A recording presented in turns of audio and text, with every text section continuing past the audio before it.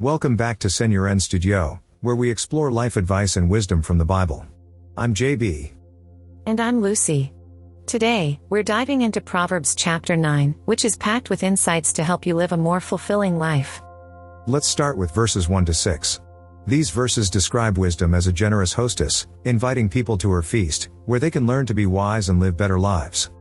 That's right, JB. It's a reminder to be open to learning and to seek wisdom from others. Verses 7 to 9 tell us that we should not waste our time trying to correct those who refuse to listen. Instead, we should focus on sharing wisdom with those who are open to learning. And it's also a reminder for us to be humble and accept correction when we are in the wrong. Verse 10 states, "The fear of the Lord is the beginning of wisdom, and the knowledge of the Holy One is understanding." This shows that true wisdom starts with a deep respect and reverence for God. Verses 11 and 12 explain that wisdom leads to a longer, better life. When we make wise choices, we benefit ourselves. But if we choose to ignore wisdom, we will suffer the consequences alone.